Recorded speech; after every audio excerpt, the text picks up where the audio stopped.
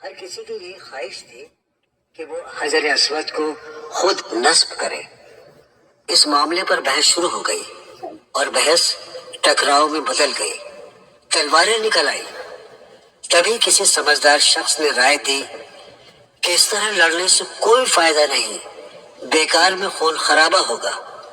ہم کیوں نہ ایسا کریں کہ کل صبح جو شخص سب سے پہلے خانہ کعبہ کے پاس سے گزرے اس سے مشورہ کر لیا جائے کہ حجر اسود کون نصب کرے گا۔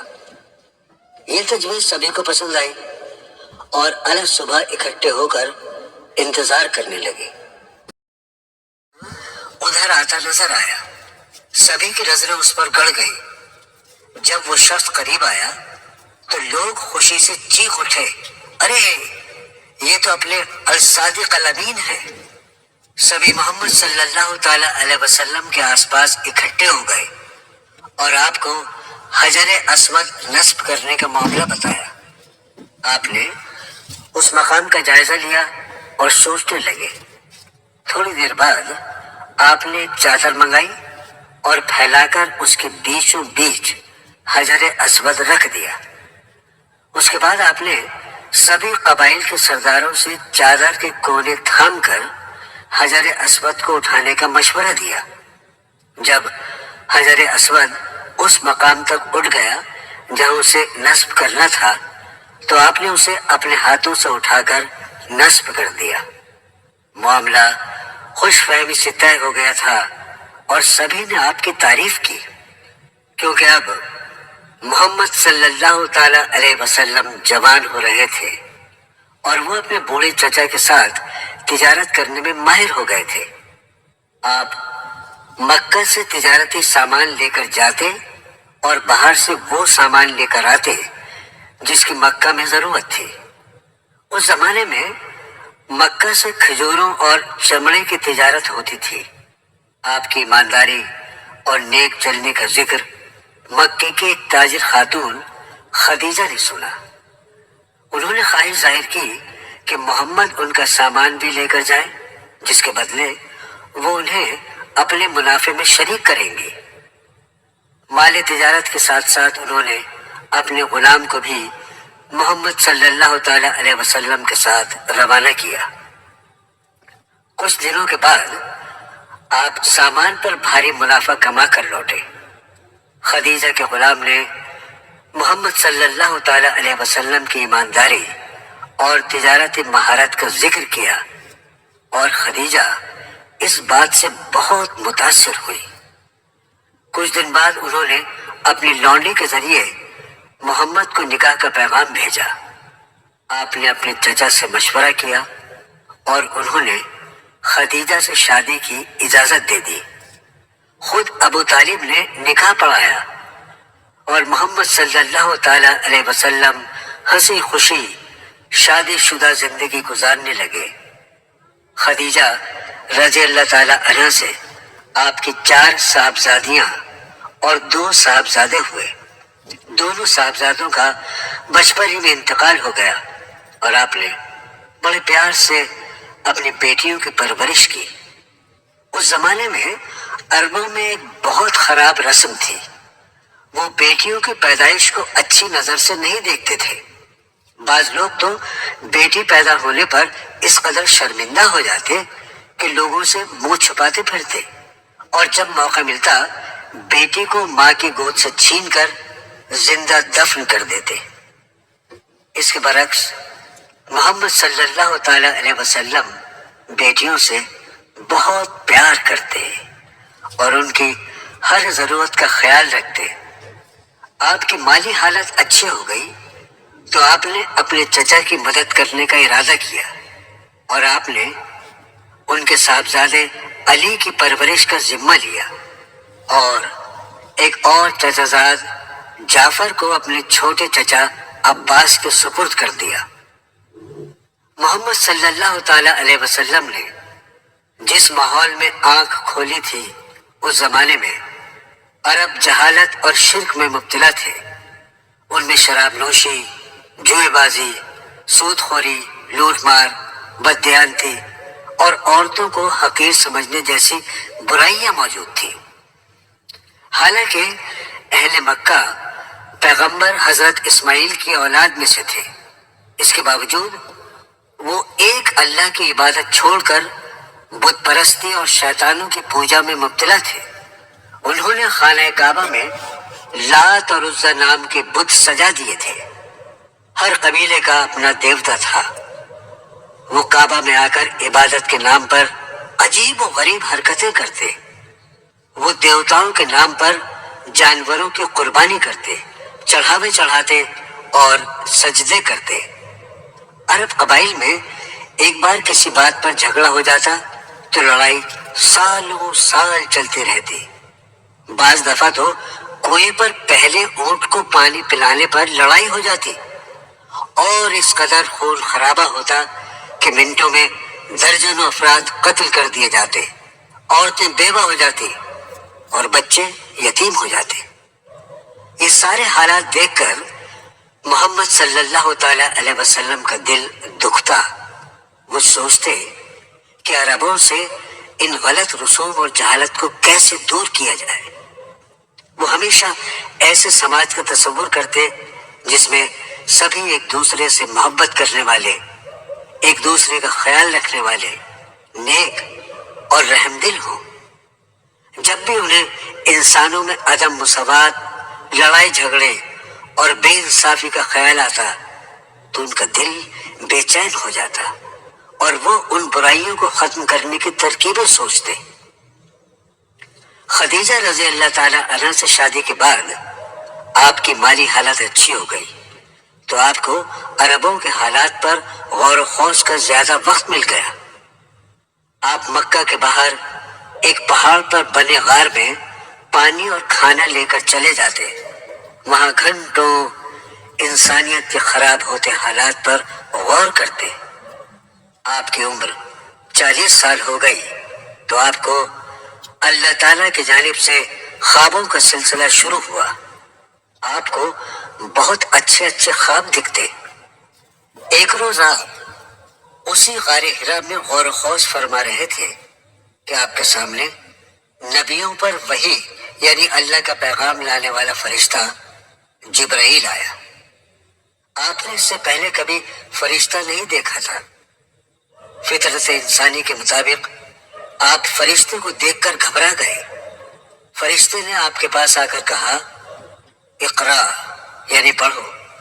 آپ نے جواب دیا، میں پڑھنا لکھنا نہیں جانتا۔ فرشتے نے پھر کہا، اقرا یعنی پڑھو۔ اس بار بھی آپ نے یہی کہا، میں پڑھنا لکھنا نہیں جانتا۔ کئی مرتبہ جبرائیل علیہ السلام نے یہی کہا اور آپ نے یہی جواب دیا، میں پڑھنا لکھنا نہیں جانتا۔ جبرائیل علیہ السلام قریب آئے اور آپ نے آپ کا سینہ اپنے سینے سے لگا کر بھینچا۔ آپ صلی اللہ تعالی علیہ وسلم کو اپنی پسلیاں دبتی ہوئی اور سانس گھٹتا ہوا محسوس ہوا۔ آپ گھبرا گئے اور غار سے تیز تیز قدموں سے چلتے ہوئے گھر آ گئے۔ گھر آتے ہی آپ نے اپنی پیاری بیوی خدیجہ سے کہا، مجھے کچھ اڑا دو، مجھے کچھ اڑا دو، میری زندگی خطرے میں ہے۔ خدیجہ رضی اللہ تعالی عنہا نے آپ کو کمبل دیتے ہوئے کہا، اللہ کی قسم آپ کو کوئی نقصان نہیں پہنچا سکتا کیونکہ آپ کمزوروں کا خیال رکھتے ہیں اور رشتہ داروں کے حقوق ادا کرتے ہیں۔ آپ کمبل لپیٹ کر لیٹے رہے۔ جب آپ کی حالت کچھ درست ہوئی تو خدیجہ آپ کو اپنے چچا زاد ورقہ بن نوفل کے پاس لے گئی جو عیسائی تھے اور حضرت عیسیٰ علیہ السلام پر نازل ہونے والی آسمانی کتاب انجیل کے عالم تھے۔ محمد صلی اللہ تعالی علیہ وسلم نے انہیں غار میں پیش آنے والا واقعہ سنایا۔ ورقہ نے آپ کو بتایا کہ آپ کے پاس جو مخلوق آئی تھی وہ نبیوں تک اللہ کا پیغام لانے والا فرشتہ جبرائیل ہے۔ آپ اپنی قوم کی اصلاح کے لیے نبی بنا کر بھیجے گئے ہیں، لیکن قوم آپ کی مخالفت کرے گی اور آپ کو شہر سے نکال دے گی۔ کاش میں صحت مند اور جوان ہوتا تو آپ کی مدد کرتا۔ یہ بات سن کر محمد صلی اللہ تعالی علیہ وسلم کو تعجب ہوا کہ قوم انہیں شہر سے نکال دے گی۔ کچھ عرصے بعد دوبارہ وحی کا سلسلہ شروع ہوا۔ اللہ تعالیٰ نے آپ کو اپنی عبادت کرنے اور نیکی پھیلانے کا حکم دیا۔ اکثر آپ کو فرشتہ آسمانوں اور افق پر نظر آتا اور وہ آپ سے کہتا کہ آپ اللہ کے رسول ہیں۔ آپ کی نبوت کا سن کر سب سے پہلے آپ کی اہلیہ حضرت خدیجہ ایمان لائی۔ مردوں میں آپ کے دوست ابو بکر اور بچوں میں حضرت علی اور لڑکوں میں حضرت زید ایمان لائے۔ آپ نے سب سے پہلے اپنے دوستوں اور رشتہ داروں کو ایمان کی دعوت دی۔ ایک روز آپ نے اپنے رشتہ داروں کو کھانے پر بلایا۔ کھانے کے بعد آپ نے ایک اللہ کی عبادت اور شرک و گناہوں کے بارے میں بتایا۔ آپ کے رشتہ داروں کے لیے یہ باتیں بالکل نئی تھیں۔ سب خاموش رہے، کسی نے آپ پر ایمان لانے کی بات نہیں کی۔ صرف علی رضی اللہ تعالیٰ عنہ جو اس وقت 8 سال کے تھے کھڑے ہوئے اور اپنے ایمان کا اظہار کیا۔ آپ کے عزیز دوست حضرت ابو بکر رضی اللہ تعالیٰ عنہ نے اپنے قریبی دوستوں کو اسلام کی دعوت دی اور حضرت عثمان رضی اللہ تعالیٰ عنہ سمیت کئی لوگوں کو مسلمان کر لیا۔ آپ کی دعوت سے مکہ میں رہنے والے غریبوں اور غلاموں کو ایک امید نظر آئی، کیونکہ اسلام نسل و قبیلے پر فخر کی مخالفت کرتا ہے اور انسان کے اچھے یا برے ہونے کا پیمانہ تقوی یعنی پرہیزگاری کو قرار دیتا ہے۔ لہذا کئی غلام جن میں بلال، حضرت یاسر اور ان کی اہلیہ حضرت سمیہ رضی اللہ تعالی عنہ شامل ہیں، نے اسلام قبول کر لیا۔ جب مکہ والوں کو حضرت محمد صلی اللہ تعالی علیہ وسلم کی دعوت اسلامی کا پتہ چلا تو ان کے کان کھڑے ہوئے، کیونکہ ان کے لیے یہ دعوت ان کے عقیدے بت پرستی اور قبائلی تفاخر کے خلاف تھی، تو انہیں بہت ناگوار گزرا۔ مکہ کے اکثر لوگ جو کل تک آپ کو الصادق اور الامین کہہ کر بلاتے تھے مخالف ہو گئے اور آپ سے دعوت اسلامی بند کرنے کو کہا۔ امیر کیا، غریب کیا، سبھی جاہل آپ کو برا بھلا کہنے لگے۔ حضرت عثمان رضی اللہ تعالی عنہ جو ایک مالدار تاجر گھرانے سے تعلق رکھتے تھے، ان کے چچا نے انہیں رسیوں سے جکڑ کر کمرے میں بند کر دیا۔ بلال، یاسر اور سمیہ کے مالکوں نے انہیں سخت سزائیں دی اور ان سے محمد صلی اللہ تعالی علیہ وسلم کی تعلیمات چھوڑ کر اپنے عقیدے پر لوٹ آنے کو کہا، لیکن ان لوگوں نے سخت تکلیفیں برداشت کی اور اپنے ایمان پر قائم رہے۔ ایک روز حضرت سمیہ اور حضرت یاسر کو ان کے مالک نے اس قدر پیٹا کہ دونوں شہید ہو گئے۔ حضرت بلال رضی اللہ تعالی عنہ کو ان کا مالک دھوپ میں تپتی ریت پر لٹا کر سینے پر ایک بھاری گرم پتھر رکھ دیتا اور ان سے محمد کا دین چھوڑنے کو کہتا۔ حضرت خبیب رضی اللہ تعالی عنہ کو کوئلوں پر لٹایا جاتا اور کوڑے لگائے جاتے، لیکن آپ سبھی اپنا دین چھوڑنے کو تیار نہیں ہوتے۔ دھیرے دھیرے حضرت محمد صلی اللہ تعالی علیہ وسلم کی دعوت رنگ لا رہی تھی۔ نیک دل اور سمجھدار لوگ اس دعوت سے متاثر ہو رہے تھے۔ جیسے جیسے آپ کی دعوت کا دائرہ بڑھ رہا تھا، آپ کی مخالفت بھی شدید ہوتی جا رہی تھی۔ آپ کا ایک چچا ابو لہب اور اس کی بیوی ام جمیلہ آپ کی مخالفت اور دشمنی میں آگے آگے تھے۔ مکہ کے دو اور سردار ابو جہل اور ابو سفیان آپ کے خلاف سازشیں کرتے، لیکن آپ تمام مخالفتوں اور جور و ستم کے باوجود لوگوں کو نیکی اور ایمان کی دعوت دیتے رہے۔ ایک مرتبہ مکہ کے سبھی مالدار اور سردار مل کر جناب ابو طالب کے پاس گئے اور ان سے کہا کہ وہ اپنے بھتیجے کو ایمان کی دعوت سے روکیں۔ اگر آپ کا بھتیجا یہ سب سردار بننے کے لیے کر رہا ہے تو ہم اسے سردار بنانے کو تیار ہیں۔ اگر اس کا مقصد مال و دولت جمع کرنا ہے تو ہم اسے مال و دولت دینے کو تیار ہیں، ساتھ ہی خوبصورت ترین عورت سے اس کی شادی بھی کروا دیں گے۔ جناب ابو طالب نے حضرت محمد صلی اللہ تعالی علیہ وسلم کو بلا کر کہا، پیارے بھتیجے، اب میں بوڑھا ہو چکا ہوں، پورا مکہ تمہارے خلاف ہے، تم مجھ پر اتنا بوجھ مت ڈالو جسے میں برداشت نہ کر سکوں۔ محمد صلی اللہ تعالی علیہ وسلم کی آنکھیں چھلک آئیں اور آپ نے کہا، اے پیارے چچا، اگر اہل مکہ میرے ایک ہاتھ میں سورج اور دوسرے میں چاند بھی لا کر رکھتے تو میں اپنی دعوت چھوڑنے کو تیار نہیں۔ یہ جواب سن کر جناب ابو طالب بولے، جاؤ بھتیجے، اپنا کام کرتے رہو۔ اس کے بعد مکہ والوں نے ایک اور فیصلہ کیا۔ انہوں نے سبھی کے لیے یہ حکم جاری کیا کہ کوئی بھی قریش سے کسی قسم کا لین دین نہیں کرے گا، نہ ہی ان سے شادی کرے گا۔ قریش کو کسی تقریب میں نہیں بلایا جائے گا۔ آپ کی بیٹی ابو جہل کے لڑکے سے بیاہی ہوئی تھی، اس نے آپ کو تکلیف دینے کے لیے آپ کی بیٹی کو طلاق دلوا دی۔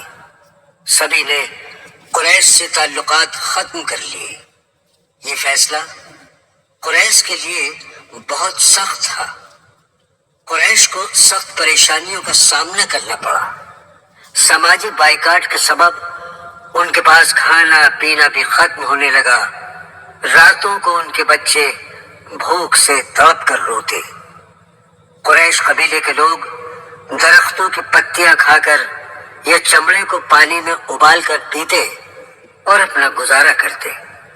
ابو جہل اور ابو لہب اس بات کی نگرانی رکھتے کہ کوئی قریش کو کھانے پینے کا سامان نہ پہنچائے۔ آپ صلی اللہ تعالی علیہ وسلم کے پائے استقلال میں ذرا بھی جنبش نہیں آئی۔ جب آپ مکہ والوں سے پریشان ہو گئے تو آپ صلی اللہ تعالی علیہ وسلم نے حج کے موقع پر باہر سے آنے والے لوگوں کے سامنے ایمان کی دعوت پیش کرنی شروع کر دی۔ مدینہ سے آنے والے ایک وفد کے لوگوں نے خوشی خوشی آپ کی دعوت قبول کر لی اور انہوں نے واپس مدینہ جا کر اپنے رشتہ داروں اور دوستوں کے سامنے اسلامی تعلیمات پیش کی۔ دراصل اہل مدینہ اپنے پڑوسی یہودیوں سے سنتے آئے تھے کہ عنقریب جزیرہ عرب میں ایک نبی آنے والے ہیں جو لوگوں کو بھلائی کی تعلیم دیں گے اور برائی سے روکیں گے۔ اہل مدینہ نے بغور آپ کی تعلیمات کو سنا اور آپ کی زندگی کے حالات جان کر اسلام قبول کرنا شروع کر دیا۔ اگلے سال حج کے موقع پر مدینہ سے اور لوگ مکہ آئے اور آپ پر ایمان لائے۔ اس طرح مدینہ میں مسلمانوں کی تعداد بڑھنے لگی۔ آپ صلی اللہ تعالی علیہ وسلم کی پریشانیاں اور مکہ والوں کی دشمنی دیکھ کر اہل مدینہ نے آپ کو مدینہ آ کر اپنا مشن چلانے کی دعوت دی اور وعدہ کیا کہ وہ کبھی آپ کا ساتھ نہیں چھوڑیں گے۔ مکہ میں ایمان والوں کا جینا دوبر ہو گیا تھا۔ انہیں ہر طرح سے پریشان کیا جا رہا تھا۔ آخر اللہ نے ان کے ایمان کو مضبوط کرنے کے لیے انہیں ایک اور آزمائش میں ڈالا۔ اور جن مسلمانوں کو ستایا جا رہا تھا انہیں مکہ چھوڑ کر ملک حبشہ جانے کا حکم دیا۔ اس وقت ملک حبشہ یعنی ایتھیوپیا، اس میں ایک انصاف پسند عیسائی بادشاہ نجاشی کی حکومت تھی۔ مسلمانوں کے ایک وفد میں آپ کی صاحبزادی حضرت رقیہ رضی اللہ تعالی عنہا اور ان کے شوہر حضرت عثمان رضی اللہ تعالی عنہ بھی شامل تھے۔ جب مکہ والوں کو مسلمانوں کے حبشہ پہنچنے کی خبر ملی تو انہوں نے ایک وفد نجاشی کے پاس بھیجا۔ وفد کے سرداروں نے نجاشی سے کہا کہ ہمارے ملک کے کچھ باغی آپ کے ملک میں پناہ لیے ہوئے ہیں، آپ انہیں ہمارے حوالے کر دیں۔ نجاشی نے مسلمانوں کے وفد کے سب سے سمجھدار شخص کو طلب کیا تو آپ کے